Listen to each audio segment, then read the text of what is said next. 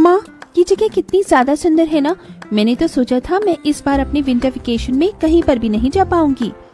हाँ बेटा, ये पहाड़ी इलाका मुझे भी बहुत सुंदर लगा। उर्वशी, सौंदर्या, चलो हम लोग वहाँ चलते हैं। वहाँ का व्यू कितना ज्यादा सुंदर है ना।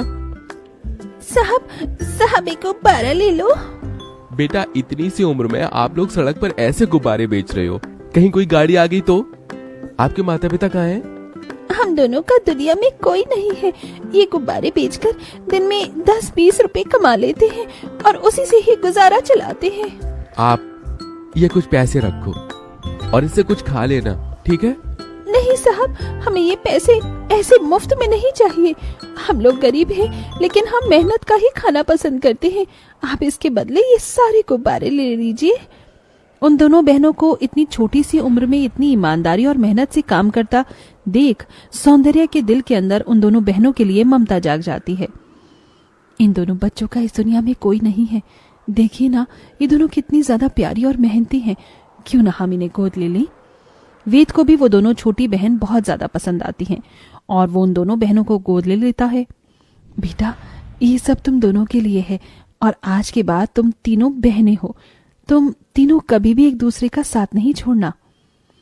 हम कभी भी एक दूसरे का साथ नहीं छोड़ेंगे। जब से ये दोनों इस घर में आई हैं, तब से मम्मी पापा सिर्फ इन दोनों से ही प्यार कर रहे हैं। मुझे तो भूल ही गए हैं। जो चीज सिर्फ मेरे लिए आई थी और वो चीज अब इन दोनों के लिए भी आ रही है। उर्वशी मन ही मन कीर्ति और सृष्टि से नफरत करने लगती है। वेद और सौंदर्या का सृष्टि और कीर्ति को इतना प्यार करना उर्वशी को बिल्कुल भी पसंद नहीं था, लेकिन शायद भगवान को कुछ और ही मंजूर था। ऑफिस जाते समय सौंदर्या और वेद की गाड़ी का ब्रेक फेल हो जाता है, जिससे उन दोनों का एक भयानक एक्सीडेंट होता है और दोनों की फौरन ही मौत हो जाती है। मम्मी पापा, आप दोनों क्यों मुझे अकेला छोड़कर चले गए? आप दोनों के अलावा मेरा इस दुनिया में कोई भी नहीं है। आप दोनों कुछ बोल क्यों नहीं रहे हो? उर्वशी दीदी, देखो ना, मम्मी पापा को क्या हो गया? ये सब सिर्फ तुम दोनों की वजह से हुआ है। पहले तो तुम दोनों ने मेरे मम्मी पापा का प्यार मुझसे छीन लिया और अब मेरे मम्मी पापा को ही मुझसे छीन लिया है। मैं तुम दोनों को कभी माफ नहीं करूंगी। उर्वशी अपने माता पिता की मृत्यु का कारण सृष्टि और कीर्ति को मानने लगती है और उनसे बहुत ज्यादा नफरत करने लगती है। कीर्ति, खाना खा ले, तूने कल से कुछ भी नहीं खाया है। नहीं दीदी, मेरा कुछ खाने का मन नहीं कर रहा है। मेरी बहन थोड़ा सा खा ले, वरना मैं भी नहीं खाऊंगी। अपनी बहन के कहने पर कीर्ति जैसे ही निवाला उठाकर खाने लगती है, वहां उर्वशी आ जाती है और खाने की प्लेट छीनकर जमीन पर फेंक देती है। पहले तो मेरी मम्मी डैडी को खा गई और अब यहाँ आराम से खाना खा रही हो। घर में इतने सारे काम पड़े हैं, कौन करेगा? जाकर जल्दी से घर के सारे काम करो, वरना तुम दोनों को मैं घर से ही निकाल दूंगी, समझी? फिर इस कपकपाती ठंड में सड़क पर भटकते रहना। कीर्ति, सृष्टि उर्वशी को अपनी सगी बहन मानते थे, इसलिए वो उसकी सारी बात मानते थे। कीर्ति, सृष्टि ऐसी ठंड के मौसम में भी छोटी सी उम्र में ठंडे पानी में घर के सारे कामकाज करती हैं। ठंडे पानी में काम करने की वजह से उन दोनों के हाथों में छाले पड़ जाते हैं, लेकिन उर्वशी ये सब नजरअंदाज करती है। मैंने इनसे अपना होमवर्क करने को कहा था, लेकिन ये दोनों तो सो रही हैं, वो भी हीटर चलाकर। उर्वशी एक बड़े से बर्तन में ठंडा पानी डालकर उसके अंदर बहुत सारे बर्फ के टुकड़े डाल देती है और उसे लाकर सो रही सृष्टि और कीर्ति के ऊपर डाल देती है। ठंडे पानी की वजह से दोनों बहनें घबराकर और ठंड से कांपती हुई उठती हैं। हो दीदी, आपने इतनी ठंड में हम पर ये बर्फीला पानी क्यों डाल दिया है? मेरा बस चलता तो मैं तुम दोनों पर बिल्कुल खौलता हुआ पानी डालती, लेकिन वो क्या है ना, गर्मी का मौसम नहीं है, ठंड का मौसम है, इसलिए मैंने तुम पर ये ठंडा ठंडा पानी डाला।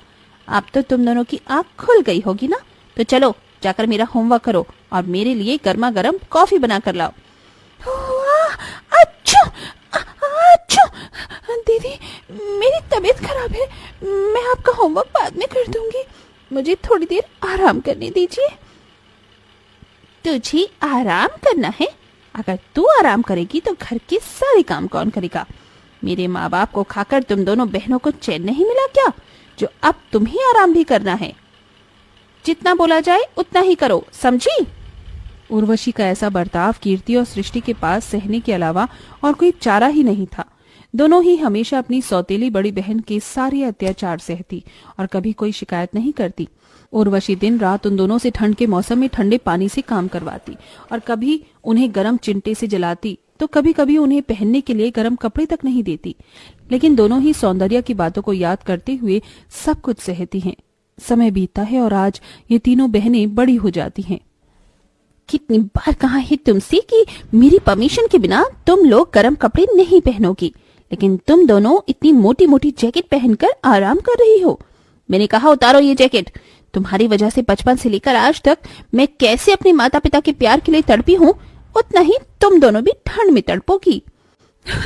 दीदी, हमें कितनी बार आपसे कहा है कि हम मम्मी पापा की मौत के जिम्मेदार नहीं हैं। आखिरकार वो हमारे भी तो मम्मी पापा थे ना। नहीं, वो सिर्फ मेरे मम्मी पापा थे। मैं उनकी सगी बेटी हूँ, ना कि तुम। उर्वशी अपनी दोनों सौतेली बहनों पर चिल्ला ही रही होती है कि तभी वहाँ उर्वशी के मामा मामी ओम प्रकाश और जूही आते हैं। उर्वशी बेटा, कैसी हो तुम? मामा मामी, आप दोनों यहाँ? आप दोनों ने मुझे बताया क्यों नहीं कि आप आ रहे हैं?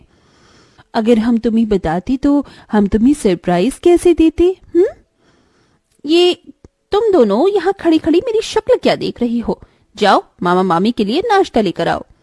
उर्वशी बेटा, तूने अभी तक अपनी इन दोनों सौतेली बहनों को अपने साथ रखा हुआ है।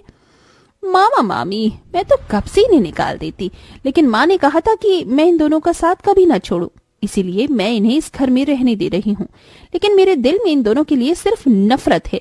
आप दोनों यहाँ बैठिए, मैं अभी आती हूँ। उर्वशी के वहां से जाते ही, अच्छा हुआ इसके दिल में अभी तक अपनी इन दोनों सौतेली बहनों के लिए नफरत है।